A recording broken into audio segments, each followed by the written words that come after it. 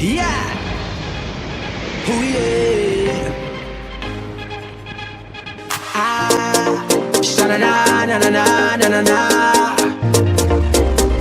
Oh yeah. Let's go. Everybody up inside the fed.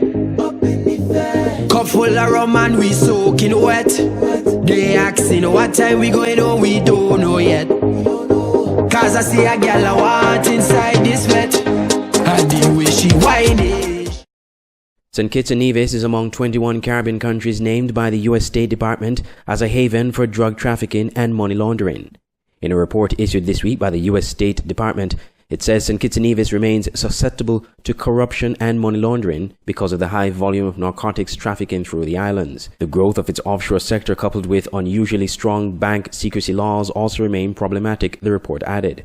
It also slammed the country's Citizenship by Investment program as afflicted by significant deficiencies in vetting candidates and conducting due diligence on passport and citizenship recipients after they receive citizenship. Other countries from the region fingered by the report include Aruba, Cayman Islands, Barbados, Bahamas, Antigua and Barbuda, Belize, British Virgin Islands, Cuba, Curacao, Dominican Republic, Dominica, Grenada, Guyana, Haiti, Jamaica, St. Martin, St. Lucia, St. Vincent and the Grenadines, Suriname, and Trinidad and Tobago. Taking a look at those listed from the OACS, in Antigua, the report says that money laundering, narcotics trafficking, gaming, and firearms trafficking are major sources of illicit funds in Antigua and Barbuda.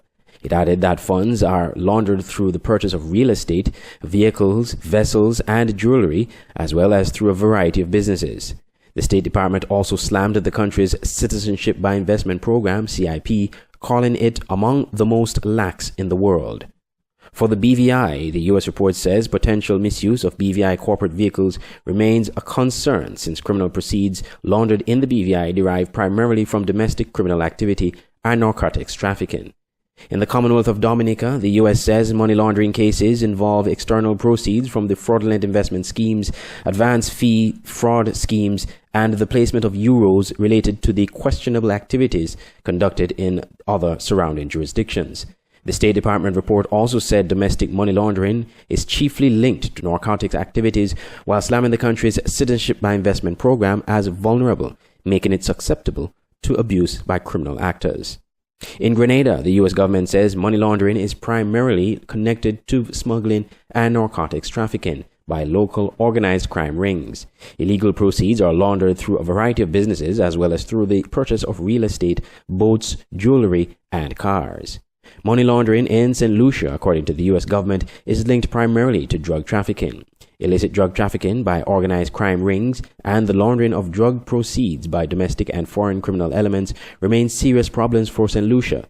It is believed financial institutions unwittingly engage in currency transactions involving international narcotics trafficking proceeds, the State Department report said.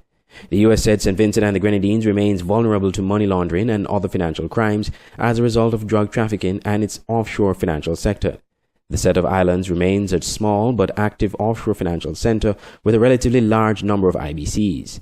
United States currency is often smuggled into the country via couriers, go-fast vessels on yachts, the State Department report said, while added that money laundering on the island is primarily affiliated with the production and trafficking of marijuana in St. Vincent and the Grenadines, as well as the trafficking of other narcotics from within the Caribbean region. Andre Huey, SKN Newsline.